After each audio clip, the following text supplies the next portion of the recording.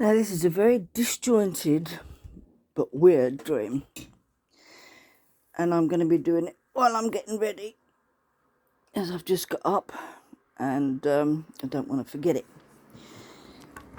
So, excuse the noises in the background. I'll try and do my best not to make them too annoying. Right, first things first. Oh, I was travelling around France. Now, this was brought on obviously because I'm learning French at the moment, but it was just on holiday with some friends who I didn't personally know but knew very well in the dream. They had French accents, but they didn't speak French. And I was with them for quite a while because of the way I felt towards the holiday, though I don't remember the holiday itself. It was on my way home. I got to the airport and showed them passports and tickets and everything else, and they said I'd missed my flight. Well, I don't understand because I showed them the time on the ticket, and they knew that that it was the right time, but apparently it left early and I'd missed it. And I said, well, I've got to get back to the UK as soon as possible. And they said the only way that you're going to do that is if you get a bus. And I was like, bus? Yeah, there's buses that go from here back to the UK. So they gave me directions of where the bus station was, and I eventually found it. And I've never seen so many buses, and they're all the same colour. They're all like London buses, the old buses, the single-decker buses, and all red everywhere. And there was, I would say, 6 different kind of rows, and on each row was probably 6 bus stops, and then there were some rows with no bus stops at all. And these buses were all lined up, behind each other, but there was such a gap between each bus that you couldn't see what number it was. And the counter in which I asked about, the buses and the things was quite a difficult situation because I hadn't learnt enough French yet, and they didn't know English, and it was a bit of a contente, like that, yeah? Contente when it came to bit of a to do because of the language. Eventually, she told me that the bus I needed was number 4, so sent me on my way. Well, because of the amount of buses, and they wasn't in order, but there was like 5 there and 6 over there and 110 there and all over the place. So I wandered with this huge suitcase up and down, round and round, asking people for the number of the bus in French, and people were just sort of like shrugging their shoulders, and they were looking around as well. And eventually I got to I looked everywhere apart from the front buses on the first row. Don't know why. I did. I was hunting everywhere. I think it's because I saw number 5 and thought, oh, that must be it. And it was right across over there. And then I found number 5, and I thought, well, I've got to find number 4. But I didn't think at the time that just if 4's 5's here, 4 and 6 is over there, and 3's over there. 4 could be anywhere. So I just went on a hunt, and eventually I ended up in the first row, and I saw it pulling away. It's like, no, my days. So I was a little bit stressed from that. Went to the counter, asked what time the next bus will be. She said that the next bus is not until 1 o'clock in the morning. Well, the time was 12 o'clock in the afternoon, so I had 12 hours to kill. And so I asked if there was any bed and breakfasts around, and got my translator out, and eventually I found no, I was walking down the road in which that they told me to go on to find this B&B, and came across these well, I can't say gentlemen, they were men, and they were very much like your One of them looked like Negan from The Walking Dead, um, in his attitude and what he wore, and a bit like him, but not exactly like him. But it was a Negan type, and his other one seemed like I don't know, his cousin or whatever, and they were like they're from the deep south in sort of like demeanour, and they approached me and asked me where I was going. They spoke quite good broken English, and I told them where I was going, and they said, "Oh, there's a shortcut," and I was a bit dubious at first, but for some reason, because it's a dream, I followed them and ended up this big farmhouse. And I asked if this was the B&B, and they turned around and said it was better. So I asked them how much it was, and they looked at each other and said a price. And there was no red flags. So okay, come in. I went in, and all I could hear while I was in the room. I could hear, I don't know, like muffled screams and an occasional scream of pain. And I was getting a bit scared now. And I left the room and I went downstairs. And there was no one around.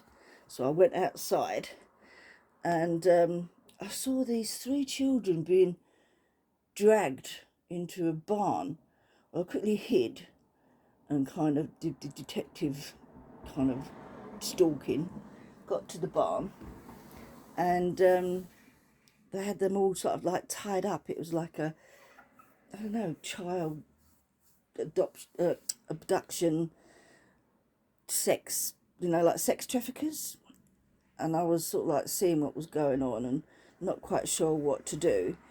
And then suddenly there was a grab on my shoulder, and I turned around, and it was the guy, not the Negan type, but the other guy, grabbed me and pushed me into the barn. Well, the Negan guy turned around, looked at me, shook his head, and said, "I didn't want you to know this." I said, "Well, I know it now." And the other one threw me amongst the children. The three that I saw going in were the only three that were still compos mentis, they knew what was going on, they knew who they are, they knew what had happened. But all the others just seemed like they were zombied, just sitting there staring into the sky. So the three that came in ran to me as I was pushed towards them, and we all huddled up in a corner. And I said, "Don't worry, we'll get out of this." And then they was going, "Oh, please, please." I said, "Yeah, but first of all, we've got to just do as I'm told until we find the opportunity." Well, we didn't really see much of what was going on. We were kept in, just I, myself, and the three children. There was a boy and two girls. And they put us separately into the room that I was being kept in.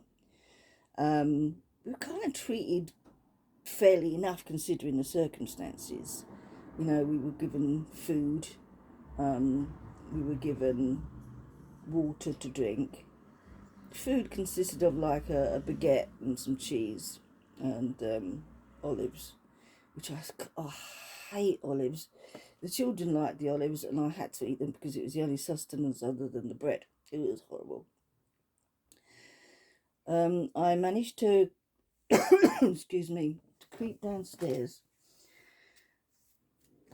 I don't know, did they leave the door open? I can't remember. I don't know. I found myself creeping downstairs, and there was like a room, but there was nobody in it. But there was a crack in the wood, which was used to blank out the windows, and I could see outside was a Negan type, and he was sitting on the chair, and he was talking in French, and I could understand some of what he was saying. Then he disappeared, and I tried to follow him, and found he went into this other, like a metal shed, and in this metal shed was someone being tortured. But I knew that if I tried to help them, then I would be captured, and the three kids that felt like I was looking after would not be saved and be in an awkward position.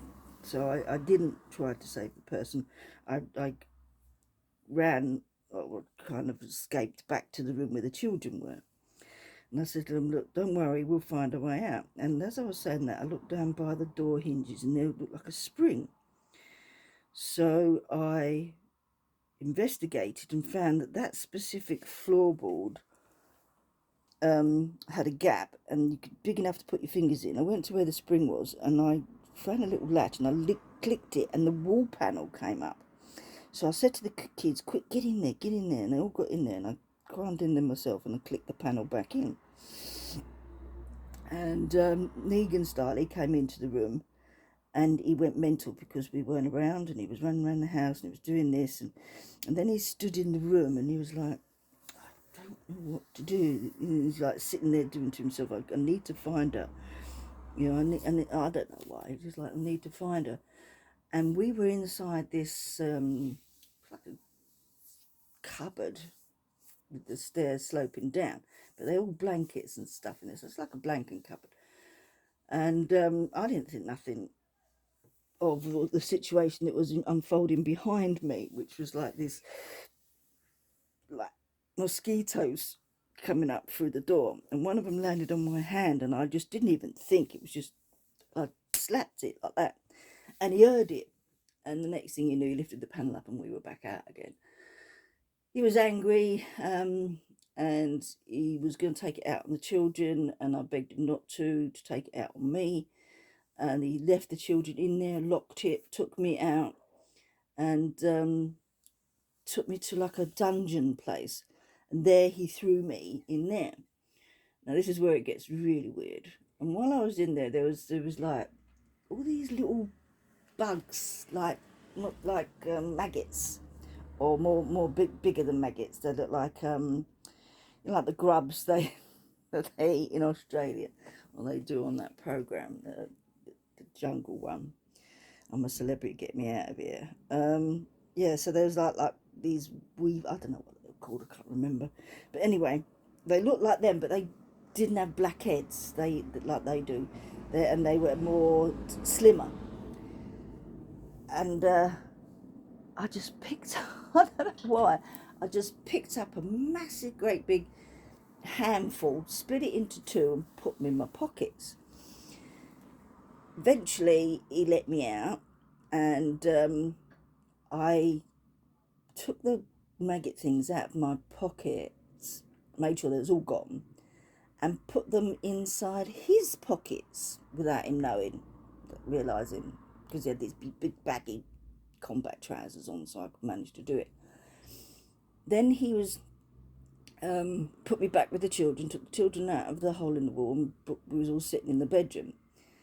I then could see out the window where he was sitting with his chummies, and then his chummies disappeared, and he was kind of laying back on this chair, and he was smoking like a cigarillo, and drinking a can of beer.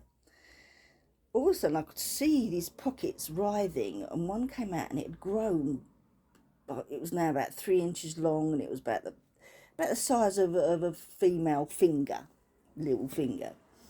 And then it started to grow slowly, bigger, to almost the size of a male thumb.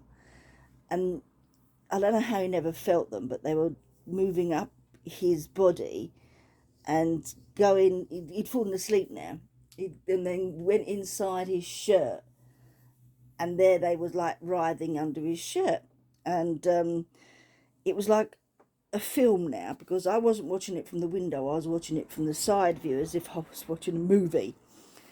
And these things were really writhing around inside his shirt, and then one of them came out, and it had obviously been the metamorphosis of whatever that was, because it just looked like, trying to describe it, it looked like, it's difficult, it was horrible. It was something that I'd made up in my imagination. It was spider-like, it was mosquito-like, it was praying mantis style. It's like a mixture of all them together, and it had these mandibles that went up and down, not sideways and in, and it just, they all just started attacking him from the inside and up and out and round, and just sort of like, he was screaming and screaming, and his friends came out, and then the rest of the creatures came out and they flew to all the other ones, and they were just munching them and killing them. And now I was looking out from the window again, and I could see what was happening, and they was all coming out, and everyone that came out was being they weren't getting chomped, they were just being killed. And it was really weird because it's like they had no marks on them. It was very strange, but you could definitely see they was in a lot of pain, and they were trying to escape and waving their arms all about. And then all of a sudden they just dropped to the floor, and these things flew off. Where, I have no idea, but just left these bodies that just are laying there. And then I took the children, ran downstairs, went to the barn, gathered all the children that were like slowly coming out of their comatose situation. They were starting to come to and realise where they were.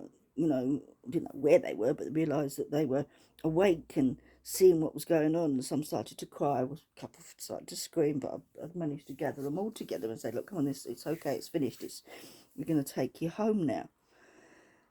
Some of them spoke French, but majority of them spoke English, and they were all gathered up.